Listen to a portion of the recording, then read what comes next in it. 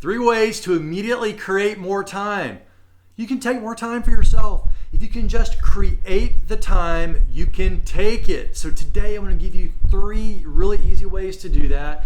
And once you start taking more time for yourself, you're going to be better in all facets of life. That's the great part. You'll be a better parent, spouse, employee, coworker, friend.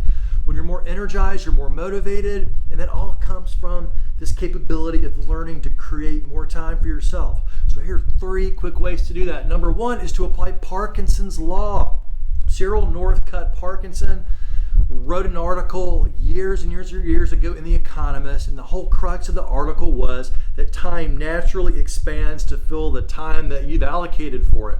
So that means if you've allocated an hour for a meeting, guess how long your meeting's going to take? At least an hour, right? And that happens to phone conversations, or maybe you're doing analysis, or you're writing an article or presentation, whatever it happens to be. So the trick here is to start to reduce the time frames. So look on your calendar right now and pick a phone conversation or a meeting schedule that you're in control of, and look to compress that. Maybe cut it into 3/4 the time that you originally had allocated, or maybe get a little edgier and see if you can squeeze that time into a half the time. So if you got an hour meeting, try to do it in 30 minutes and see if you can still get maximum impact. And you just created 30 minutes of time for yourself. Congratulations. Number 2 is to clarify the outcome. So many times we're setting a meeting out in the future, for some maybe at work. We don't really think about putting what the ideal outcome is and articulating it before the meeting happens. Or if someone's putting a meeting on your calendar, maybe you respond by asking, what's the outcome? And if the outcome is unclear, maybe the meeting doesn't need to take place.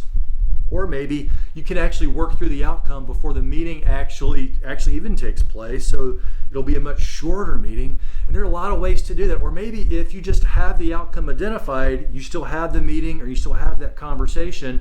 Or maybe you have the outcome of the analysis you're working through really clear.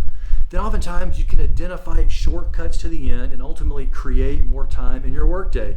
Now, number 3 is a really great go-to strategy, and it's to review every deadline. Maybe you've got deadlines this week of work that you're just pushing to crunch through, and instead of stressing yourself out, identify maybe 1 or 2 of those that you can negotiate the deadline out.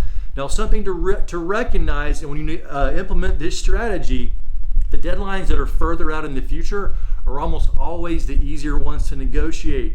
If your deadline is this afternoon or tomorrow, it is very difficult to negotiate that deadline oftentimes. So look out in the future, see which ones can be negotiated out a little bit to free up your time today, this week, so you can take a little more time for yourself. So number 1, that was apply Parkinson's law, sort of compressing that time that you've allocated for certain work activities. Number 2 is to clarify the outcome of whatever activity or meeting that's coming up. Number 3 is to review every deadline and see which ones can be negotiated out a little bit to provide more time for yourself in your workday. So try these, let me know how it goes, and can't wait to hear. Thanks.